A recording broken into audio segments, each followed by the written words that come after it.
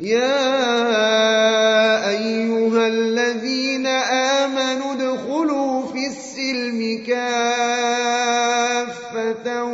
ولا تتبعوا خطوات الشيطان إنه لكم عدو مبين.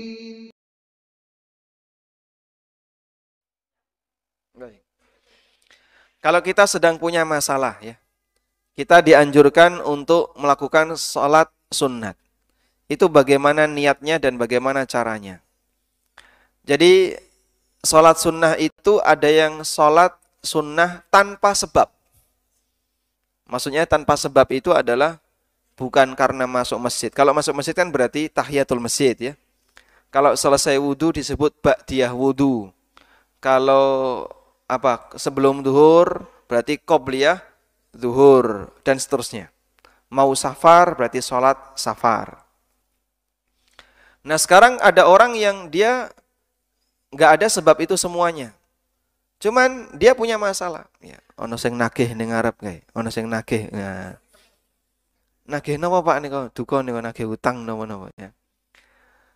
Lalu Anda merasa bingung, wah ini kok wis ana sing nagih. Isu-isu wis ana sing nagih. Anda berwudu, lalu salat 2 rakaat.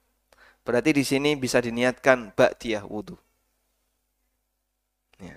Karena kita melakukan salat setelah apa? Berwudu. Atau kalau misalnya dalam posisi saya sudah punya wudu, tinggal salat, maka diniatkan dalam rangka salat sunnah mutlak. Dan itu salat sunnah tanpa sebab. Ya, cuman sholat begitu saja. Dengan niat agar hati kita lebih tenang.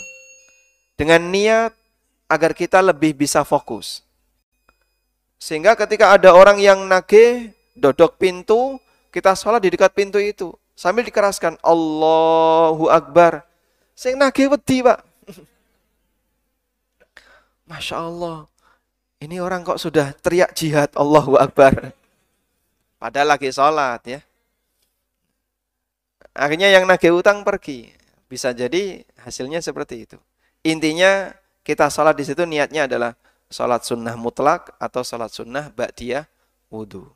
Tata caranya sama sebagaimana sholat 2 rakaat yang lain. Kerjakan 2 rakaat, kemudian gerakan-gerakannya, bacaannya sama seperti kita sholat subuh atau sholat qobliyah subuh. Tidak ada bacaan khusus, sama sebagaimana yang lain. Nah.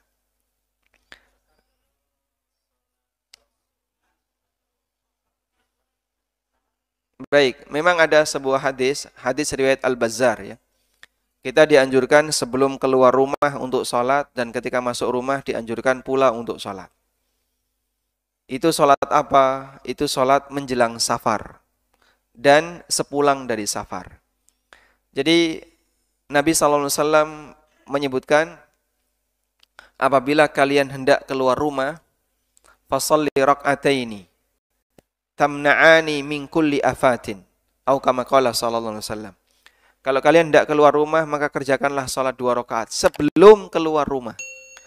2 rakaat itu akan menghalangi kamu dari segala potensi keburukan di luar.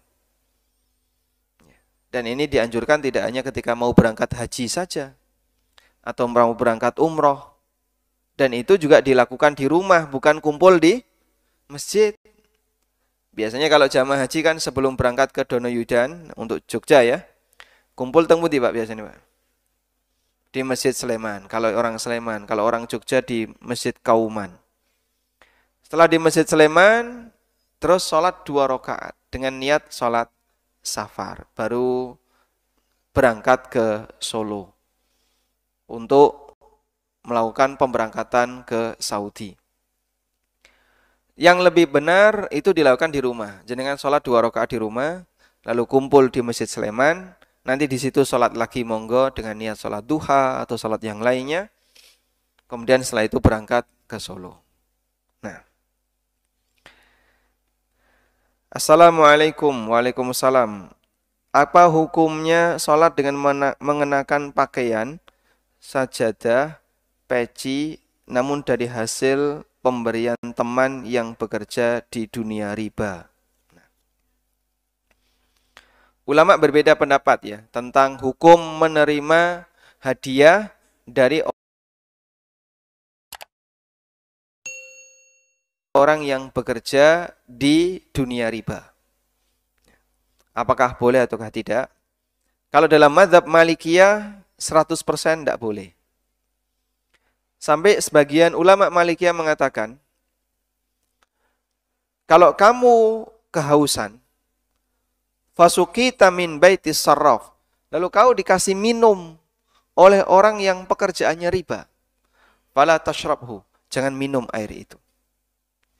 Bahkan ketika kamu kehujanan, fastadalla tahta dhilli baitis sarraf, lalu ngeyup, kita berteduh di bawah balkon rumah orang yang pekerjaannya riba, maka suruh pindah. Karena atapnya ini atap riba. Masya Allah, kok sampai kaya ngono Pak? Ini ulama Malikiyah. Jadi paling serius dalam masalah seperti ini. Kalau menurut mazhab Syafi'iyah, hukumnya tidak sampai dilarang, tapi statusnya makruh. Nah, pertimbangan makruh itu begini. Kalau bisa nolak, tolak. Tapi kalau nggak bisa nolak, misalnya, mosok karo dulur dhewe kaya ngene kok nek wonge lara ati malah marakno padu, gitu. Ini sama saudara, sama tetangga dekat. Kalau saya nggak terima, mungkin dia akan sakit hati.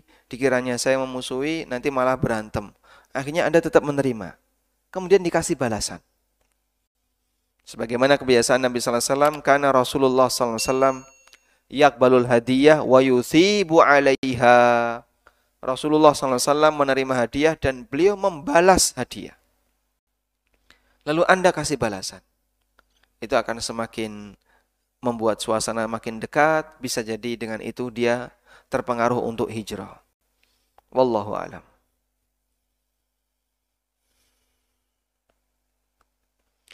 Assalamualaikum, waalaikumsalam. Mohon dijelaskan tentang PP Muhammadiyah yang telah mengeluarkan fatwa haram untuk Bitcoin dan cryptocurrency.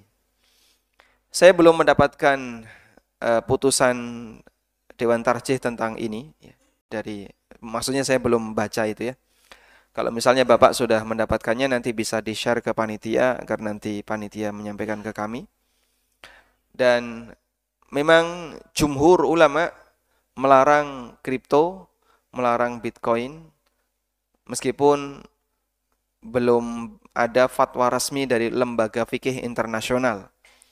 Yang sedang ditunggu untuk saat ini adalah ada fatwa resmi dari Majma' Fikih Islami, lembaga fikih internasional, baik yang berada di bawah Rabithah Alam Islamiyah maupun yang berada di bawah OKI, Organisasi Kerjasama Islam. Dan sementara ini baru ada lembaga-lembaga kecil yang sudah mengeluarkan fatwa. Wallahu a'lam. Monggo bagi yang lain penjawab, silakan Bapak. Waalaikumsalam warahmatullahi wabarakatuh.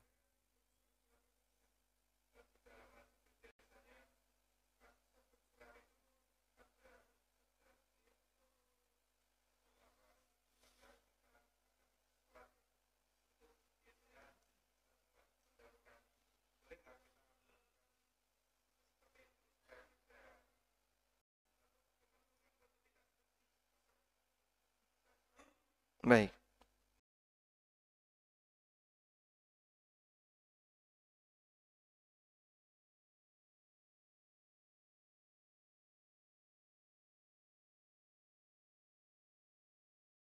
Alhamdulillah.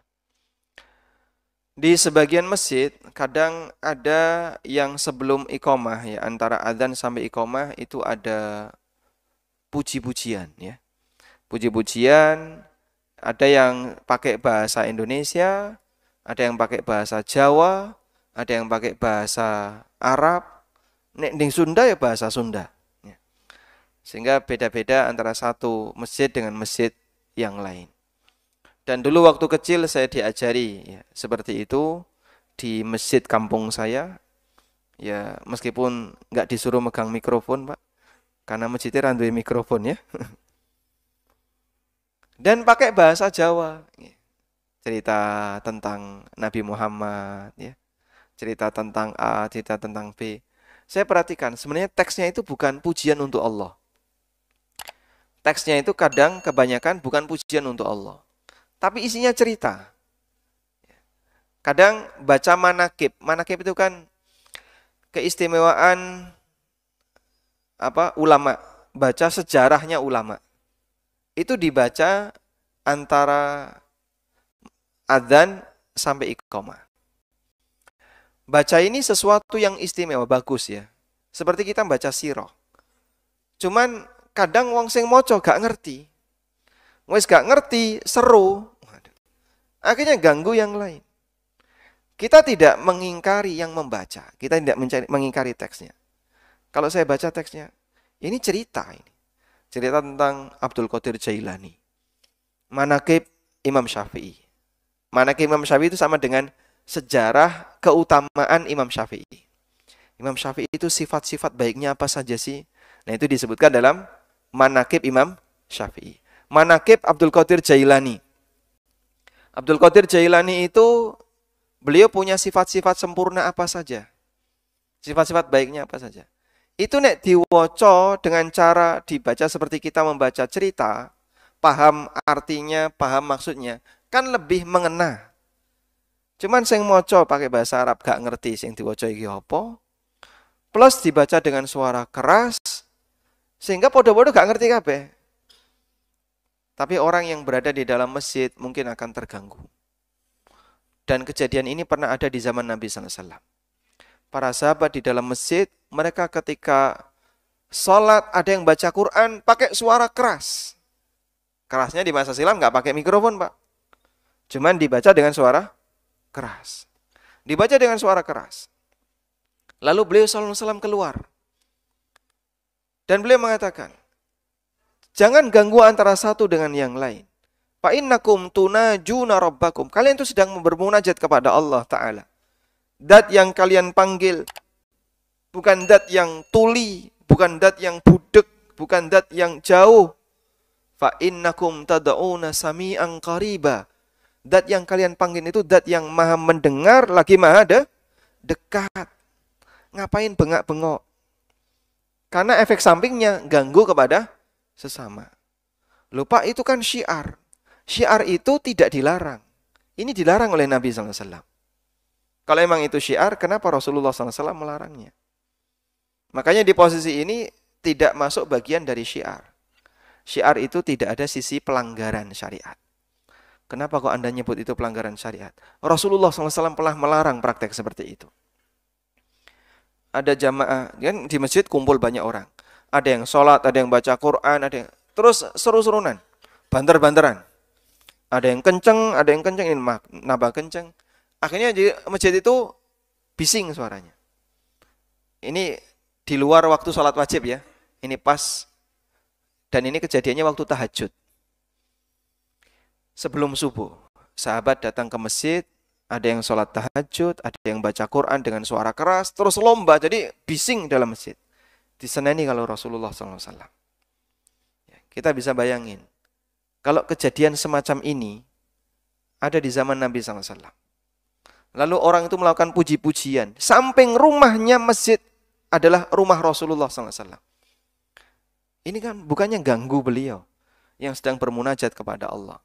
Sahabat yang cuman disuarakan keras saja dianggap oleh Nabi SAW itu ganggu. Apalagi pakai mikrofon.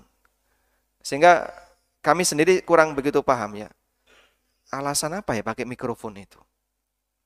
Kalau alasannya syiar, ini pernah terjadi di masa silam dengan semangat yang dilakukan oleh sahabat, tapi dilarang oleh Nabi SAW. Dan nggak ada syiar yang dilarang. Tidak ada syiar agama yang dilarang. Karena itu nggak mungkin beliau melarang syiar agama. Karena beliau nggak mungkin melarang syiar agama. Sehingga ini bukan bagian dari syiar. Syiar itu sudah tergambar dengan adzan.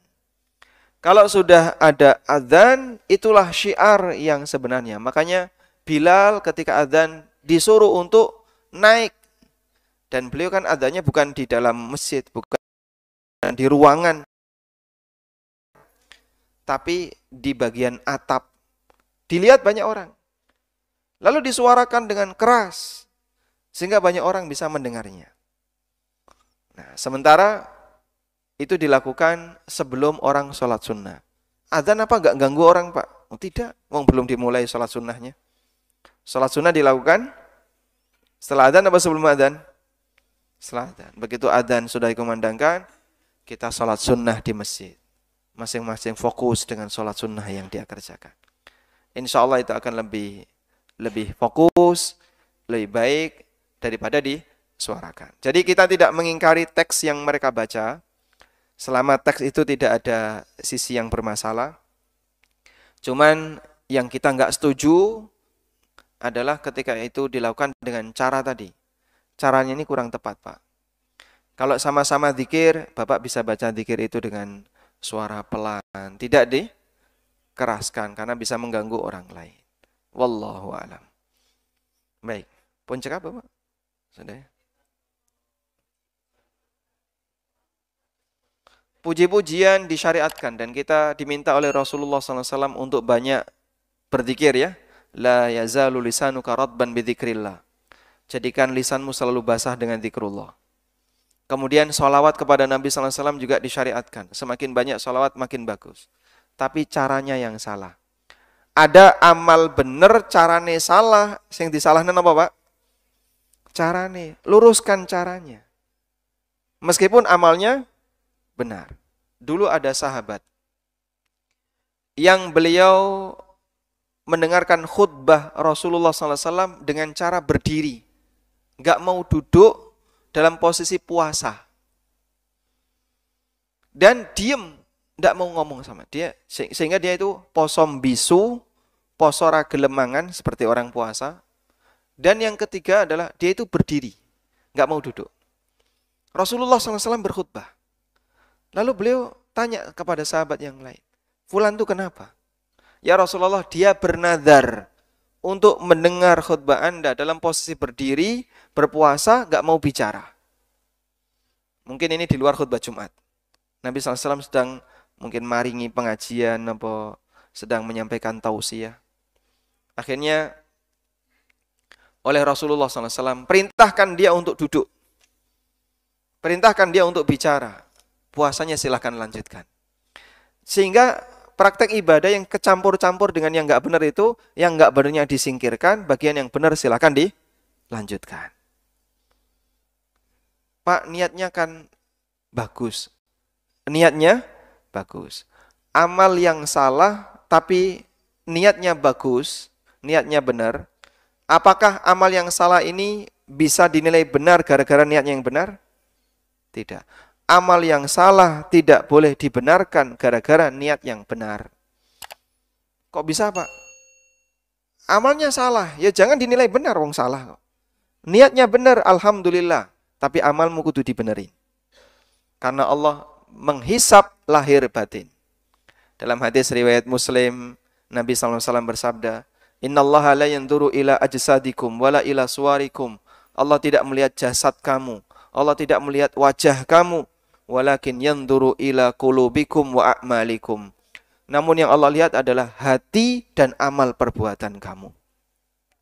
Maka sebagaimana kita dihisap hati kita juga dihisap amal perbuatan kita. Orang korupsi untuk wakaf masjid, niatnya pripun, Pak? Niatnya pripun? Niatnya saya wakaf masjid. Tapi carane kriminal itu, korupsi. Apakah korupsi bisa dibela gara-gara ini? Silakan korupsi selama niatnya baik. Sehingga KPK membuat koreksi pasal. Ya, bagi para aparat dan seterusnya, kemudian koma kecuali yang punya niat baik. Tidak dijerat oleh pasal apapun. Baik. Ini ada pertanyaan. Bagaimana hukumnya jika sholat kita tidak 100% menghadap kiblat? Tidak 100% menghadap kiblat. Berarti menghadap kiblatnya berapa persen? Serong. Ya. Sholat tidak menghadap kiblat batal. Ya. Jika orangnya tahu dan tidak dilakukan dalam posisi di atas kendaraan. Kalau di atas kendaraan boleh menghadap ke arah manapun. Karena sebagaimana keterangan Ibnu Umar radhiyallahu anhuma, kana Nabi sallallahu alaihi wasallam yusalli ala rahilatihi tawajjaha haitsu tawajjaha rahilatuhu. Nabi sallallahu alaihi wasallam salat di atas tunggangan beliau dan beliau menghadap sesuai dengan arah tunggangannya. Sehingga kadang salat madhep ngetan, madhep ngulon, ngalor ngidul sesuai dengan arah onta yang beliau tunggangi. Itu salat di atas kendaraan. Jenengan sholat di atas pesawat, pulang dari umroh, pesawatnya madhep pundi, Pak? Ngetan. Kursi pesawat bisa nggak diputar kayak kereta itu? Yang VVIP bisa, Pak. Yang kelas bisnis. Yang kelas ekonomi, nggak tahu kelas bisnis bisa nggak itu ya? Yang kelas ekonomi, ya kudu manut apa ana nih? Pak, pilotnya kon madhep ngulon sik, Pak. Muter ngene nih. Rampungnya sholat kok madhep ngetan meneh. Gak mau dia. Baik, kembali ke sini. Sehingga untuk sholat di atas kendaraan menghadapnya bebas. Tapi kalau sholat di darat dan kita tahu arah kiblat, wajib menghadap ke arah kiblat. Karena itu bagian dari syarat sah sholat. Nah terus kalau nggak menghadap kiblat, Pak, ya batal. Kalau nggak 100%, nah ini saya tanya ini, kalau nggak 100% itu berapa persen? Jadi begini ya, jika yang dimaksud masjidnya Pak belum dikalibrasi arah kiblatnya. Kalau yang dimaksud seperti itu. Sehingga misalnya kita sholat seperti ini ya. Lalu setelah dikalibrasi, Pak niki kurang serong 3 derajat. Akhirnya karpetnya rodok dibuat serong.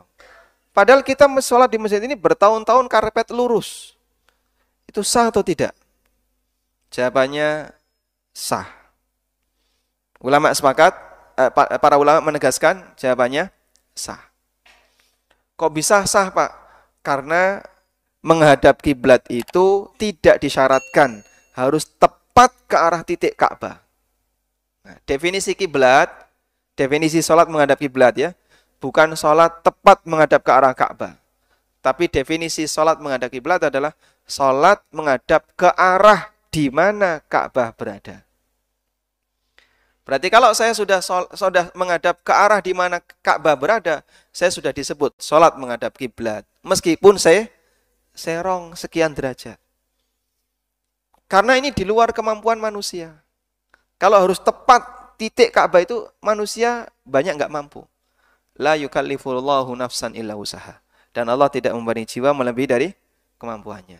Dan jenengan bisa cek kiblatnya Masjid Nabawi. Sudah? Sekarang kan ada aplikasi Kiblat Finder itu ya. Sudah? Nyalakan itu, taruh di karpet Masjid Nabawi. Itu kurang nyerong, Mbak. Sekian derajat. Dan dari dulu kiblat itu enggak geser. Nabi SAW kan posisi raudhah ya dari dulu kayak gitu.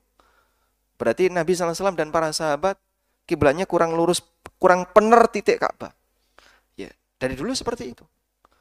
Artinya bukan syarat kiblat itu harus tepat menghadap ke arah Ka'bah.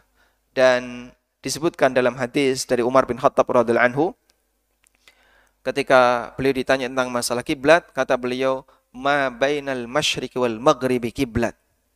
Ruang antara nek lor karo kidul niki kiblat. Jadi sampeyan nek madhep ngulon sudah disebut menghadap kiblat. Tidak disyaratkan harus lurus. Saya pernah diskusi dengan profesor dari UII ya, yang beliau punya program kalibrasi arah kiblat masjid. Waktu beliau sedang melakukan kalibrasi di masjid dekat rumah, kemudian saya tanya, "Pak, coba tolong diukur ya. Kalau sholat itu serong 1 derajat saja. 1 derajat, Pak ya. Serong 1 derajat. Itu nih ditarik ngulon penyimpangannya berapa?" Dia pakai aplikasi. Dari titik Minomartani, Pak. Dari titik Minomartani ditarik ngulon sampai ke Mekah. Serong 1 derajat. Itu penyimpangannya lebih dari 400 kilo. Penyimpangannya lebih dari 400 kilo. Padahal 1 derajat. Jenengan punya busur ya. Penggaris busur punya. Coba lihat 1 derajat itu berapa, Pak? Kecil banget Pak ya. Kecil banget. Peluang orang salah 1 derajat ada nggak? Hampir semua. Apalagi di rumah kita kan nggak ada kalibrasi itu. Hampir semua. Apakah kemudian setiap kita sholat harus kalibrasi dulu? Nah kalau kita nggak bawa kompas gimana? Maka tidak syarat harus seperti itu. Karena kalau 1 derajat saja itu bisa penyimpangannya 400, berarti berapapun orang pasti akan menyimpang. Allah Subhanahu wa taala Maha Pemurah. Allah tidak mensyaratkan orang yang salat harus tepat ke titik Ka'bah. Wallahu a'lam. Wa sallallahu ala nabiyyina Muhammadin wa ala alihi wa sahbihi wa sallam. Wa akhiru da'wana alhamdulillahi rabbil alamin.